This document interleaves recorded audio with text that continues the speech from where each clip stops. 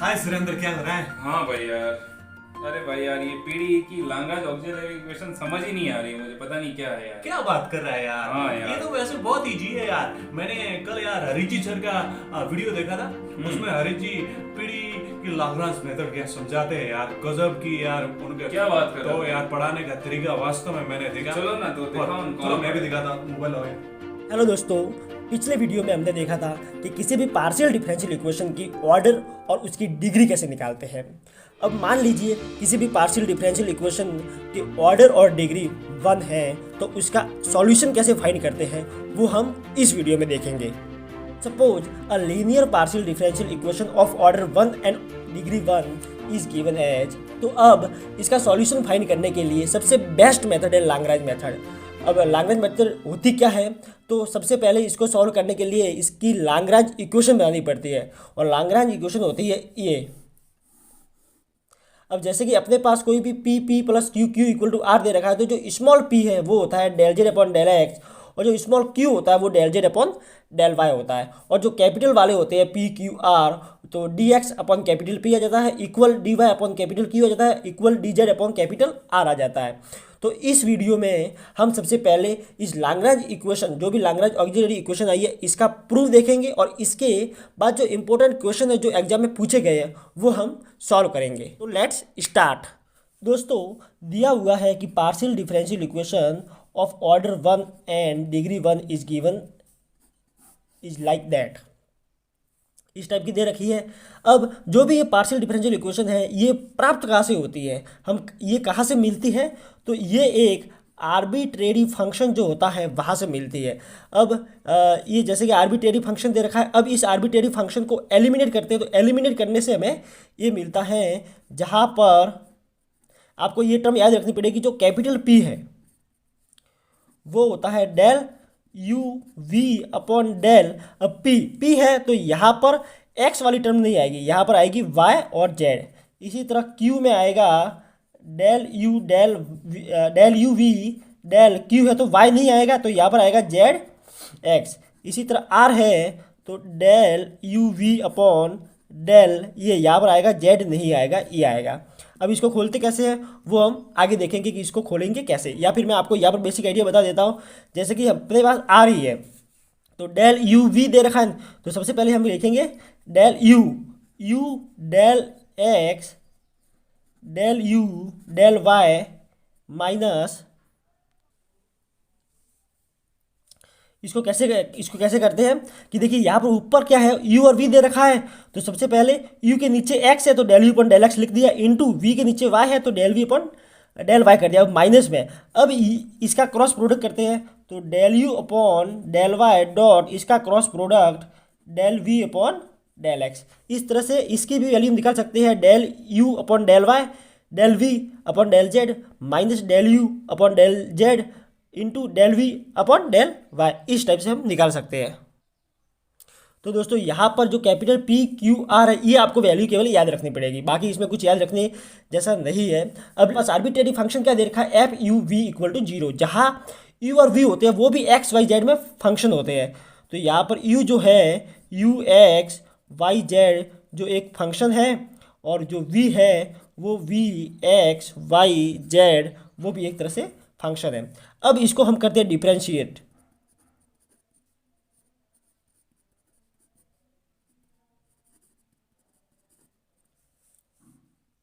अब कैसे डिफरेंशिएट करेंगे, देखिए del u upon del x d x, इसका भी डिफरेंशिएशन करते हैं और इसका भी डिफरेंशिएशन करते हैं एक्स वाई जेड के रेस्पेक्ट में। Del u upon del y d y plus del u upon del z d z, और ये कांस्टेंट है तो ये हो जाएगा 0। इसी तरह से इसका भी हम डिफरेंशिएशन करते हैं, यहाँ पर v है तो del we upon del x d x plus del v d y plus del v del z d z equal to 0। अब जो इक्वेशन फर्स्ट और सेकंड मिली है इसको अब जो इक्वेशन फर्स्ट और सेकंड मिली है इसका हमको सॉल्यूशन फाइंड करना है। तो सॉल्यूशन फाइंड कैसे करते हैं ये हमने सीखा हुआ है कि अपने पास यदि कोई इक्वेशन दे रखी है तो उसका सॉल्यूशन कैसे फाइंड करता है। यहाँ पर डी एक्स की वैल्यू निकाल d x D Y D z की वैल्यू निकालनी है। क्यों, हम ऐसा क्यों करेंगे? क्योंकि अपने पास जो भी लैग्रेंज ऑक्सिलरी इक्वेशन है वो उसमें टर्म कौन सी आ रही है? डी एक्स डी वाई और डी जेड की टर्म में आ रही है। तो यहाँ पर भी हम वही करेंगे। देखिए पहले डी एक्स अपॉन में क्या आएगा वो देखते हैं। यहाँ पर मैं एक बार वैल्यू वापस लिख देता हूँ, डेल यू अपने पास इक्वेशन फर्स्ट और सेकंड आई। अब इक्वेशन फर्स्ट और सेकंड को हमें सॉल्व करना है और इसका सॉल्यूशन हम जानते हैं कैसे निकालते हैं। अब देखिए यहाँ पर टर्म कौन सी आ रही है? D x D Y D Z. Lagrange auxiliary equation में D x D Y D Z ऊपर आते हैं, तो हमें यहाँ पर डी एक्स की वैल्यू निकालनी। अब वो कैसे निकालेंगे वो देखते हैं। अब देखिए यहाँ पर डी एक्स अपॉन आया, तो डी एक्स अपॉन में क्या करेंगे? अब वो डी एक्स वाली टर्म हटा देंगे। अब अपने पास कौन सी टर्म रही? ये। तो इसका इसके साथ प्रोडक्ट माइनस इसका इसके साथ प्रोडक्ट करेंगे। तो देखिए ये del u upon del y product del we upon del z minus del u upon del z dot del we upon del y, ये आ गया डी एक्स की टर्म में। अब अपने पास वाई है, तो वाई डी वाई के लिए डी वाई वाली टर्म हटा देंगे। अब डी एक्स के लिए हमने क्या किया? इसका इसके साथ प्रोडक्ट माइनस इसका इसके साथ प्रोडक्ट। डी वाई के लिए हम पहले इसका इसके साथ करेंगे, तो यहाँ पर del v del x del u del z इसका इसके साथ किया। अब इन दोनों का करेंगे del u del x del v del z. इसी तरह से डी जेड करेंगे। डी जेड के लिए वापस वही इन दोनों का प्रोडक्ट करेंगे, del u del x del v del y minus del u del y del v del x. अब इसके आगे क्या करेंगे वो देखिए। अब देखिए यहाँ पर अपने पास ऊपर क्या आ रहा है? यू वी, तो डेल यू वी कर देंगे। अब नीचे क्या आ रहा है? वाई जेड और जेड वाई, तो यहाँ से हम लिख देंगे y z equal to d y. वापिस यू वी आ रहा है, डेल यू वी। नीचे क्या आ रहा है? एक्स जेड, तो यहाँ पर लिख देंगे z x equal to x z लिखो या जेड एक्स लिखो, एक ही है, डी जेड। ऊपर आएगा यू वी और नीचे आएगा del x Y.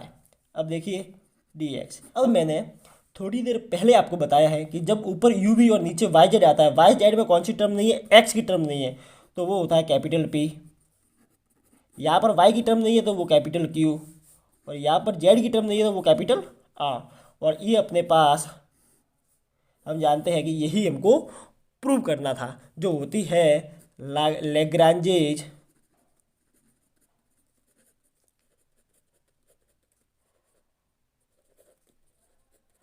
Auxiliary equation. तो दोस्तों आई होप दैट आपको ये अच्छी तरीके से समझ में आया होगा। अब मैं आपको आगे एग्जाम्पल बताऊंगा कि ये जो अपने पास लैग्रांज ऑक्सिलरी इक्वेशन आई है इसको एग्जाम्पल में अप्लाई कैसे करवाते हैं। जैसे कि एग्जाम में अपने पास कोई क्वेश्चन आता है तो अब उस क्वेश्चन को कैसे टैकल करें, कैसे लैग्रांज ऑक्सिलरी इक्वेशन उन क्वेश्चन पे अप्लाई करें, वो अभी मैं आपको सिखाऊंगा। दोस्तों मैं आपको इसका एक वर्किंग रूल बता देता हूँ कि इसमें वर्क कैसे करता है। तो स्टेप फर्स्ट में क्या करना है? Put the given equation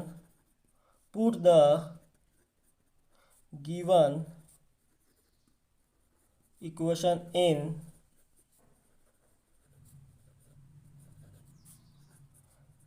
standard form. वो क्या होती है? P P Q Q equal to R. अब सेकंड स्टेप में क्या करना है कि इसकी लैग्रांज ऑक्सिलरी इक्वेशन बनानी है।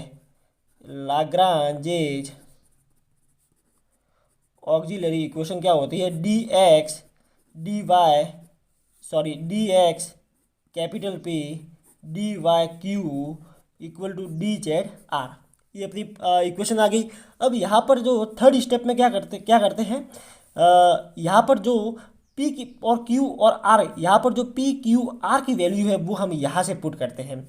अब हम क्या करेंगे? इसको पेयर वाइज बना देंगे। सबसे पहले इसको सॉल्व करेंगे, फिर उसको सॉल्व करेंगे, फिर इसको सॉल्व करेंगे। यहाँ पर हमें पेयर वाइज एक एक लेके इसको सॉल्व करना है इंटीग्रेशन करके।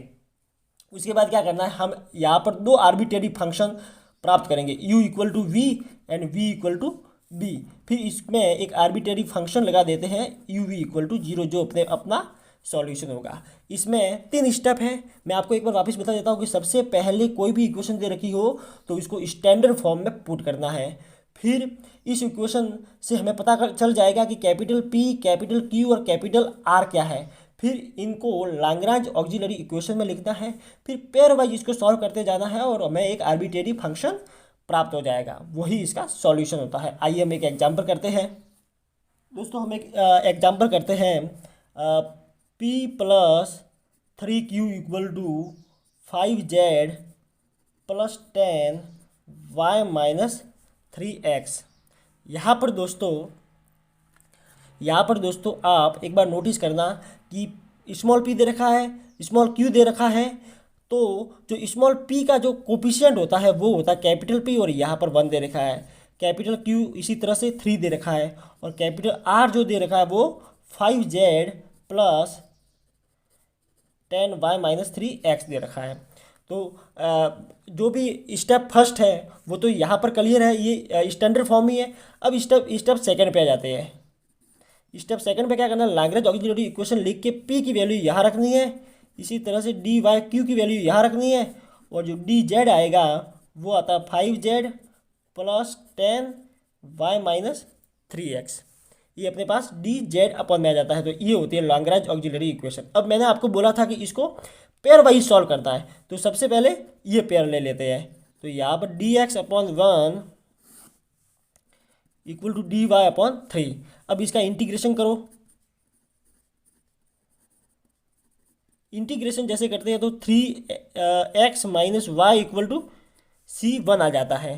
तो अपने पास एक तो आ गया ये सॉल्यूशन जिसे हम कहते हैं u, इसको मान लेंगे u, क्योंकि मैंने आपको पहले ही बोला था कि स्टेप टू को जब सॉल्व करेंगे और स्टेप थर्ड आएगा तो यहाँ पर u और v की वैल्यू आएगी। तो u इक्वल टू एक कांस्टेंट होगा, तो एक तो u आ गया।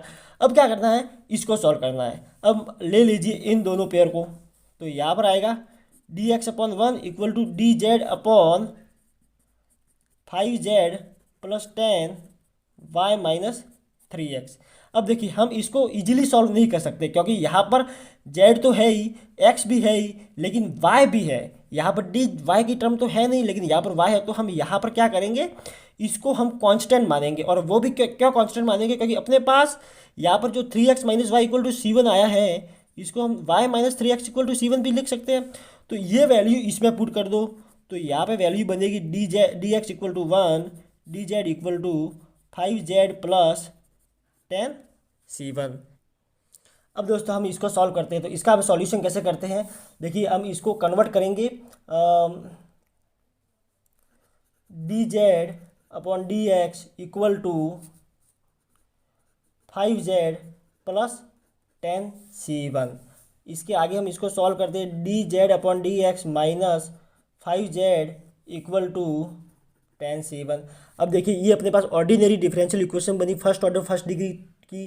तो यहाँ पर हम इंटीग्रेटिंग फैक्टर निकालते हैं, तो वो होता है e to the power minus P d x. तो यहाँ पर 5dx आएगा, तो e to the power 5x आ गया। अब इसका सॉल्यूशन निकालना है, तो वो आएगा z e to the power minus 5x integration 10C1 e to the power minus 5x dx equal to, यहाँ पे इंटीग्रेशन करेंगे 10C1 तो कांस्टेंट है तो ये बाहर आ गया। अब इसका इंटीग्रेशन करेंगे minus 5x upon minus 5 plus C2 कर दे। अब देखिए दोस्तों ये जो माइनस 5 है वो यहाँ पर चला जाएगा, तो minus 5z e to the power minus 5x minus 10C1 e to the power minus 5x equal to C2। इसका मैंने सिंप्लीफिकेशन इसका कर दिया, तो यहाँ से ये कॉमन आ जाएगा और माइनस भी कॉमन आ जाएगा। तो अब यहाँ बचेगा 5z plus 10C1 equal to C2। अब C1 की वैल्यू हमने क्या रखी थी, यहाँ पे माइनस भी हम हटा सकते हैं क्योंकि ये आर्बिट्रेरी कांस्टेंट है, तो माइनस इसमें मर्ज हो जाएगा। तो यहाँ पर 5z प्लस 10C1 की वैल्यू y माइनस 3x हमने रखी थी, तो ये आ जाएगा यहाँ पे। अब देखिए मैंने आपको पहले ही बताया था कि u इक्वल टू a आएगा और v इक्वल टू b आएगा। तो यहाँ पर u इक्वल टू तो C1 अपने पास आ गया है कांस्टेंट, और v equal to C2 equal to ये आ गया। तो अब इसका आर्बिट्रेरी फंक्शन बना दो, y माइनस 3x, एक तो ये आएगा और दूसरा e⁻−5x 5z plus 10y minus 3x, ये 0 की वैल्यू के बराबर आएगा, जो इसका सॉल्यूशन होगा। अब दोस्तों हम इसका सॉल्यूशन देखेंगे। यहाँ पर मैंने क्वेश्चन पहले ही लिख दिया, क्योंकि जब तक मैं क्वेश्चन यहाँ पर लिखूंगा तब तक बहुत टाइम वेस्ट हो जाएगा, इसलिए मैंने क्वेश्चन पहले ही लिख दिया है। तो अब स्टेप फर्स्ट तो यहाँ पर ऑलरेडी है ही, क्योंकि ये स्टैंडर्ड फॉर्म ही है। अब यहाँ पर इसको पहले स्टैंडर्ड फॉर्म में लिखते हैं। तो स्टैंडर्ड फॉर्म क्या होगी, y square plus Z square minus x square small p 2xy q equal to plus है ना, तो यहाँ पर माइनस 2xz हो जाएगा। इसकी लाग्रांज ऑक्सिलरी इक्वेशन क्या बनेगी, y square plus Z square minus x square equal to d Y upon minus 2xy equal to d Z upon, ये माइनस मैंने यहाँ लिख दिया है, 2xz।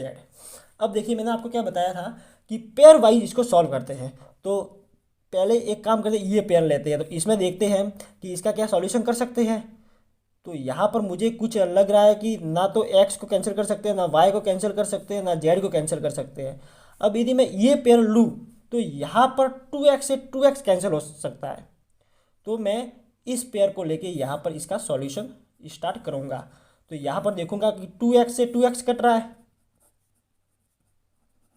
इक्वल टू डी, यहाँ पर d Y, D z equal to minus 2xz, 2x से 2x minus से माइनस बचा क्या, d Y upon y equal to d Z upon z. अब इसका इंटीग्रेशन करो, अब इसका इंटीग्रेशन करो, तो यहाँ से इंटीग्रेशन आएगा log y equal to log z plus log c1 रख देते हैं, तो यहाँ पर आएगा y upon z equal to c2। अपने पास एक तो टर्म ये आ गई। अब देखो इसका दूसरा और सॉल्यूशन फाइंड करते हैं। तो दोस्तों एक तो हमें दिख रहा था कि यहाँ पर 2x कैंसिल हो जाएगा, तब तो हमने इसका सॉल्यूशन कर लिया।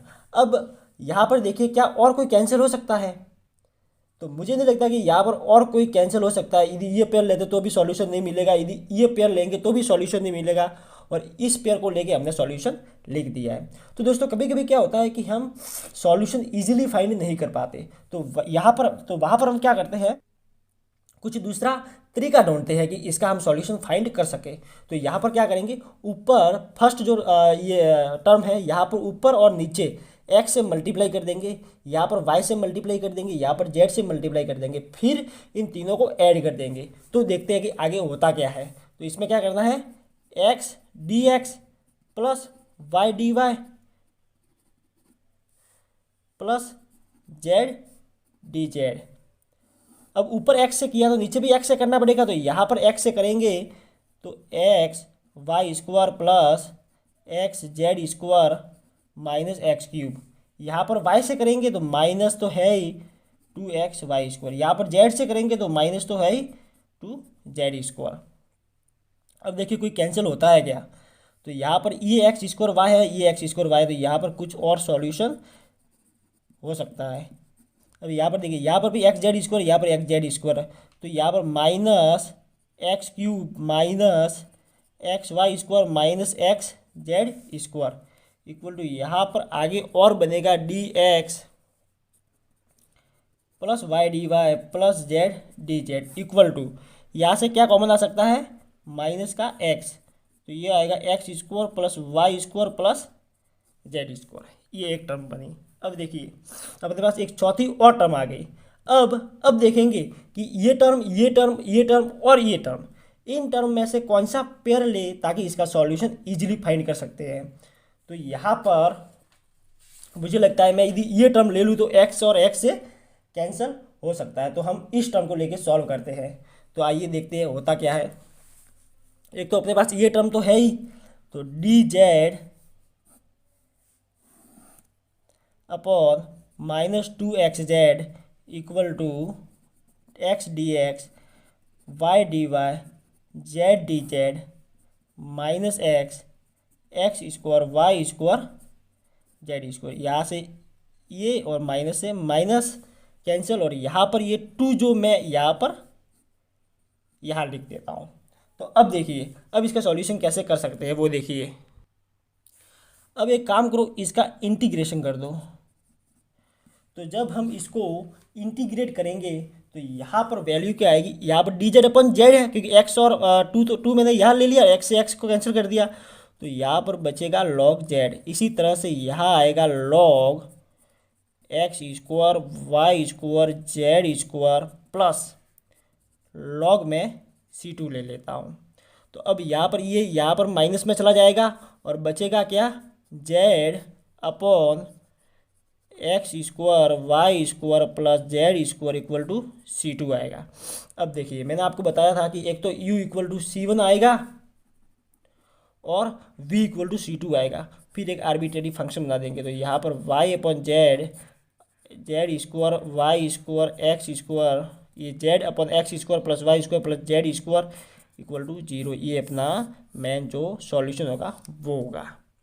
तो दोस्तों, मैंने मेरा 100% दिया है कि आपको समझ में आ सके, और यदि आपको समझ में आया है तो आप मेरे वीडियो को लाइक कीजिए और मेरे चैनल को सब्सक्राइब कर सकते हैं, क्योंकि यहाँ पर मैंने स्टार्ट किया है पार्शियल डिफरेंशियल इक्वेशन, और इसके बाद जो भी अपने बीएससी और इंजीनियरिंग में मैथमेटिक्स में अपने सिलेबस है वो मैं यहाँ पर कवर करवाऊँगा।